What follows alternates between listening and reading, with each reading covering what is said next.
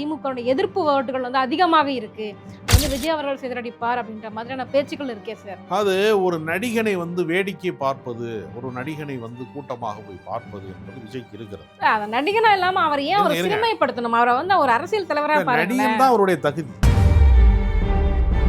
அவருடைய ரசிகர்களுக்கு மட்டுமே தேர்தல் நடத்தினா இன்ஸ்டாகிராம்ல ஒரு எலெக்ஷன் வச்சா மக்களுடைய நம்பகத்தன்மையை பெறுவதற்கு நிறைய உழைக்கணும். ஷோ காட்டுறது மூலமாலாம் இந்த சீமான் மாதிரி நான் இத்தனை % வாங்கினேன், இத்தனை லட்சம் வாங்கினேன் அப்படித்தான் சொல்ல முடியுமே தவிர ஆட்சி அதிகாரத்தை மாற்றுவதற்கான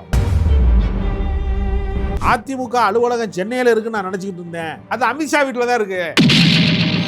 வருமான வரித்துறையை வைத்துக்கொண்டு, அமலாக்கத்துறையை வைத்துக்கொண்டு, அதிகார அமைப்பை வைத்துக்கொண்டு அதிமுகவை அவர்கள் மிரட்டி பார்க்கிறார்கள், உருட்டி பார்க்கிறார்கள். அதுக்கு நான் அஞ்ச மாட்டேன் அப்படின்னு சொன்னா ஜெயிலுக்கு போகணும்.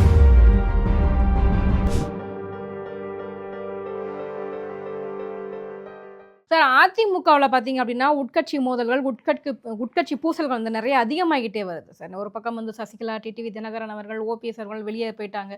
நெக்ஸ்ட் செங்கோட்டையன் அவர்கள் வந்துட்டு எல்லாரையும் ஒன்றிணைக்கணும்னு சொல்லிட்டு அவர் ஒரு பக்கம் பேசிக்கிட்டு இருக்காரு. இது எந்த அளவுக்கு ஒரு பின்னடைவை ஏற்படுத்தும் அதிமுக? அதிமுக ஒன்றிணைய வேண்டும்னு எப்பொழுதெல்லாம் குரல் கேட்கிறதோ அப்பொழுதெல்லாம் அதிமுக ஒன்றுபடாது, 2 படும், 3ஆக படும், 4ஆகும், 5ஆகும். கோவில் வாசல்ல உடைக்கப்பட்ட சிதறு தேங்காயை போல கமலாலயத்தினுடைய வாசலிலே உடைக்கப்பட்ட ஒரு சிதறு தேங்காயாக பாஜகவால் உடைக்கப்பட்ட கட்சியாக அதிமுக சிதறி கிடக்கிறது. சிதறுண்டு கிடக்கிற இந்த கட்சியை பலவீனப்படுத்துவதன் வழியாக பாஜக பலம் பெற வேண்டும், வலிமை பெற வேண்டும் என்று அவர் நினைக்கிறார். ஆனால் இது சாத்தியமா என்கிற ஒரு மிகப்பெரிய கேள்வி இருக்கிறது. மற்ற கட்சியிலாம் யார் கட்சிக்காக அதிகம் தியாகம் செய்தவர்கள்னு ஒரு போட்டி நடக்கும். நான் தான் அந்த கட்சிக்கு வந்து அதிக வருஷம் உழைச்சிருக்கேன், செலவு பண்ணியிருக்கேன், மாநாடு நடத்தியிருக்கேன், கை காசை இழந்திருக்கேன், சொத்தை விற்றுருக்கேன்னு சொன்னவங்களாம் உண்டு கட்சிக்காக.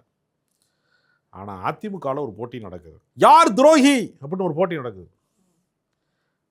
எடப்பாடி பழனிசாமி சசிகலாவுக்கு துரோகம் செய்து விட்டார். டிடிவி தினகரன் அம்மாவுக்கே துரோகம் செய்தவர். சசிகலா கூட இருந்து கொலை பிரித்தவர். ஓபிஎஸ் கட்சிக்கு துரோகம் இழைத்தவர். மாறி மாறி ஒருத்தனுக்கு ஒருத்தன் குற்றச்சாட்டு சொல்லிகிட்டே இருக்கிறாங்க. அப்போ யார் துரோகி என்கிற பந்தயத்தில் எல்லாருமே வெற்றி பெற்றுட்டாங்க. தோற்று போனவன் அதிமுகவின் தொண்டர்கள் தான். இந்த கட்சியை கட்டி அழுதுகிட்டு இருக்கான். டெல்டா மாவட்டமா, காவிரி டெல்டா மாவட்டமா, டிடிவி தினகரன் ஏன் சாம்ராஜ்யம் அது? அதிமுக வந்து ஏன் கண்ட்ரோலில் தான் இருக்குது, ஏடிஎம்கே ஏன் கண்ட்ரோலில் இருக்குது சொல்கிறாரு. ஓபிஎஸ்ஸா தென் மாவட்டம் பூரா எங்கள் ஆளுக்கு தான் இருக்கான், என் ஒத்த ஓட்டு என் ஜாதிக்காரன் ஓட்டு உனக்கு விழுகாது. கொங்கு மண்டலமா, நீ இங்கே மட்டும் அதிமுக வலிமையாக இருக்கா, இது இந்த செங்கோட்டையனை ஏவி விடுறேன் சொல்லி செங்கோட்டையனை ரெடி பண்ணி அங்கு கொங்கு மண்டலத்துக்குள்ளேயும் கோட்டைக்குள்ள ஒரு ஓட்டை, அங்கேயும் ஒரு பிளவு அரசியலை நிகழ்த்திட்டு எல்லாருமே டெல்லிக்கு ஃப்ளைட் ஏறி போய் அமித்ஷாவை பார்க்க போகிறேன் அப்படின்னு போகிறாங்க. அதனால தான் கனிமொழி அவர்கள் கூட நேற்றைய தினம் வந்து ஒரு சந்திப்பில் சொன்னாங்க, அதிமுக அலுவலகம் சென்னையில் இருக்குன்னு நான் நினச்சிக்கிட்டு இருந்தேன், அது அமித்ஷா வீட்டில் தான் இருக்கு. இது அதிமுக வந்து அவங்க உட்கட்சி மோதல், அவங்க உட்கட்சி பூசல், அவங்களுக்குள்ள நடக்கிற ஒரு பிரச்சனை, பஞ்சாயத்து. இது ஏன் சரி எப்போ பார்த்தாலும் வந்துட்டு பாஜக கிட்ட வந்து முறையிட்டு அவங்க வந்து சமாதானம் பண்ணி வைக்கணும் அப்படின்ற ஒரு எதிர்பார்ப்பு அந்த கட்சிக்குள்ள இருக்கு.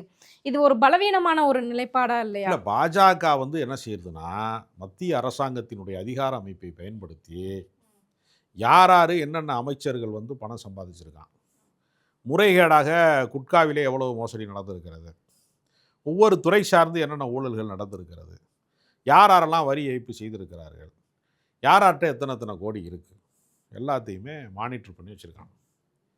யாராவது பாஜகவுக்கு மாற்றாக எதிராக ஒரு கருத்தை சொன்னால் கூட சிறைக்கு போவதற்கு தயாராக இருக்கும். வருமான வரித்துறையை வைத்துக்கொண்டு, அமலாக்கத்துறையை வைத்துக்கொண்டு, அதிகார அமைப்பை வைத்துக்கொண்டு அதிமுகவை அவர்கள் மிரட்டி பார்க்கிறார்கள், உருட்டி பார்க்கிறார்கள்.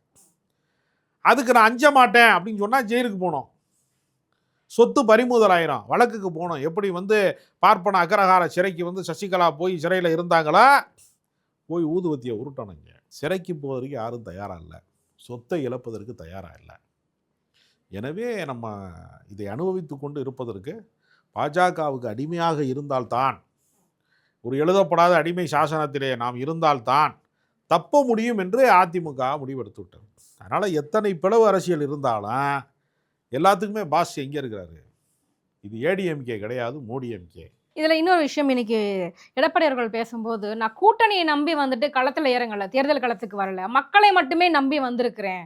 திமுக தான் வந்து கூட்டணி நம்பிக்கிட்டு இருக்காங்க, நான் மக்களை மட்டும் தான் நம்புறேன் அப்படின்னு சொல்றாரு.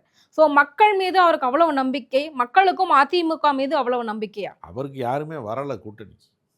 சீச்சி இந்த பழம் புளிக்கும்னு சொல்லுவாங்கல்ல.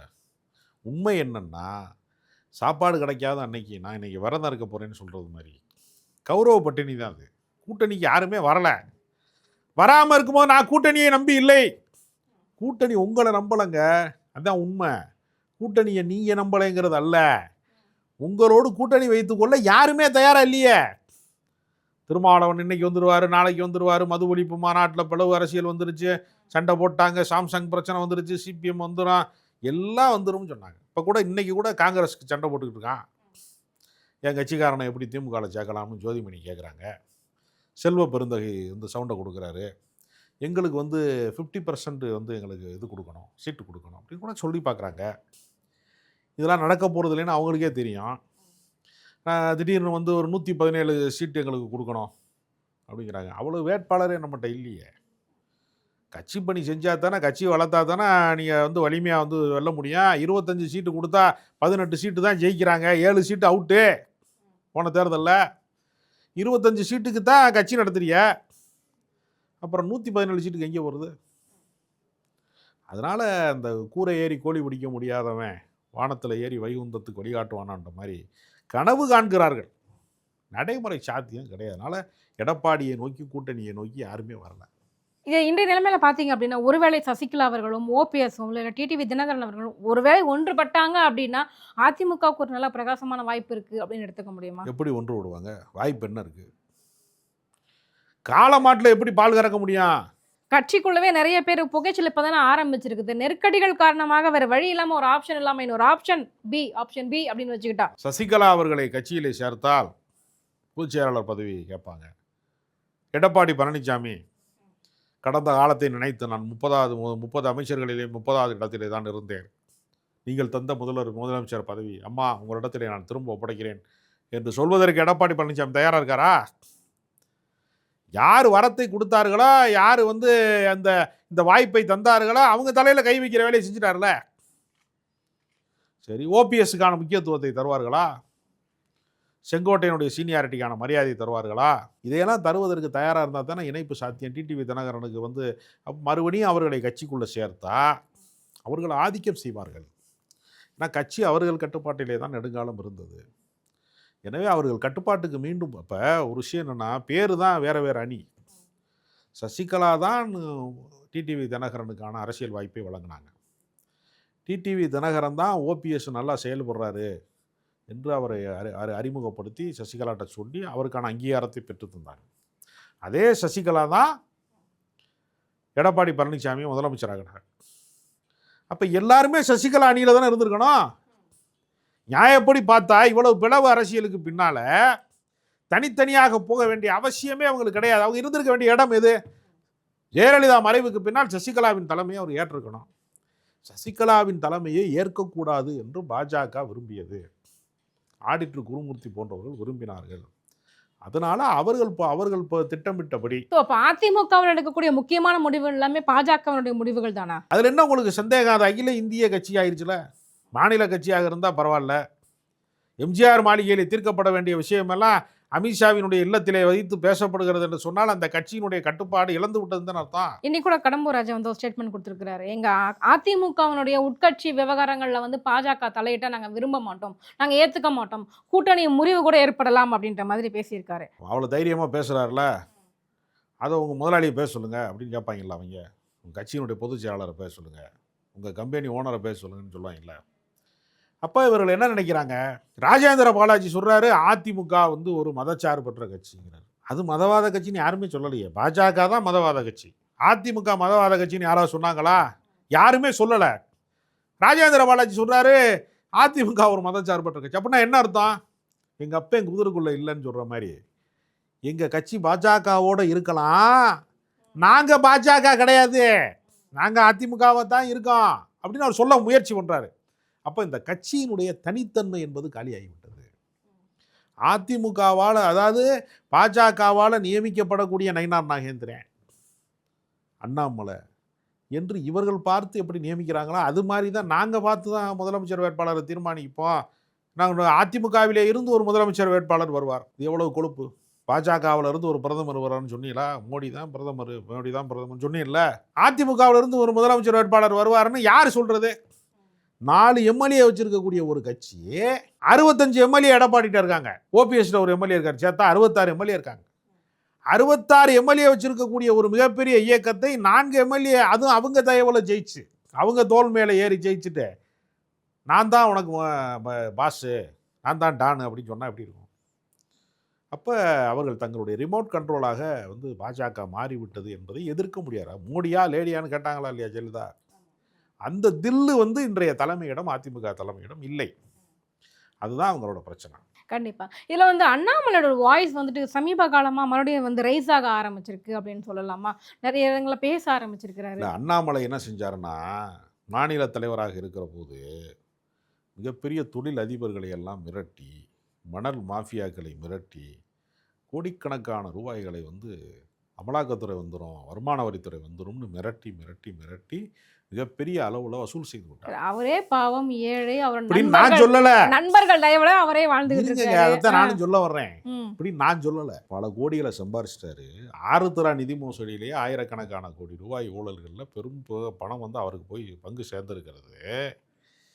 ஒரு கட்சியில எந்த அதிகார அமைப்புக்குள்ள இல்லாமலே மாநில தலைவராக மட்டுமே இருந்து கொண்டே பெரிய அளவுல சொத்து சேர்த்துட்டாரு. இப்படி சொத்து சேர்த்தவர் திடீர்னு போய் ஒரு 85 கோடிக்கு 85 ஏக்கரை வாங்குறாரு. அதுக்கு ஆவணங்கள் இருக்குன்னு சொல்லிட்டாரு. நாங்க லோன் போட்டு வரைக்கும் வாடகை கொடுக்கறது என் நண்பர் கொடுக்குறாரு, டீசல் வேற ஆளு போடுறாரு, சோறு ஒரு ஆளு போடுறாரு என்று சொல்லி கொண்டிருந்தவர் திடீர்னு போய் 85 கோடிக்கு சொத்து வாங்குறாரு. அப்படின்னா அவருடைய கடந்த கால வருமானத்தினுடைய அளவு என்ன? தேர்தலில் சட்டமன்றத்துக்கு போட்டியிடும் போது அவர் எவ்வளவு சொத்து மதிப்பு இருக்குன்னு காட்டினாரு. நாடாளுமன்றத்துக்கு போட்டியிடும் போது எவ்வளோ சொத்து மதிப்பு காட்டினார்னா அதுலேருந்து பல மடங்கு சொத்து மதிப்பு உயர்ந்திருக்கிறது. இந்த காசு எங்கேருந்து வந்துச்சு அப்படிங்கிற கேள்வியை திமுக காரன் கேட்கல, அதிமுக காரன் கேட்கல, பாஜக காரன் தான் அந்த பட்டியலே வெளியிடறான். உட்கட்சிக்குள்ளே இருந்து தான். நீங்கள் எப்போவுமே ஒன்று தெரிஞ்சுக்கோங்க, என் கூட இருக்கிறவனுக்கு தான் நான் என்ன செய்கிறேன்னு தெரியும். எங்கே இருக்கிறவருக்கு தெரியுமா? முன்ன பின்ன தெரியாத ஒரு ஆளுக்கு தெரியுமா அவர் எங்கே போகிறாரு, எங்கே வர்றாரு, இவர் எங்கே சாப்பிட்றாரு, என்ன வீடு வச்சுருக்காரு, சொந்த வீடு வச்சுருக்காரா, கார் வச்சுருக்கிறாரா, நடந்து போகிறாரா, சைக்கிளில் வர, யாருக்கு தெரியும்? கூட இருக்கணும்னு தெரியும். பாஜக காரன் தான் அதை பூரா வெளியிட்டான். நீ அறிவாலயத்துலேருந்து நான் செங்கலை உருவேன்னு சொன்னவரை கமலாலயத்துலேருந்து உருவிட்டாங்க, தலைவர் பதவியிலேருந்து தூக்கி வெளியே போட்டாங்க. அதுக்கு காரணம் அதிமுக தானே சார். இவர் தலைமையில இருந்தாங்க அப்படின்னா நாங்கள் கூட்டணி வச்சுக்க மாட்டோம். அப்போ அதிமுக சொல்படி தான் பாஜக கேட்குமா? அப்படி கிடையாது.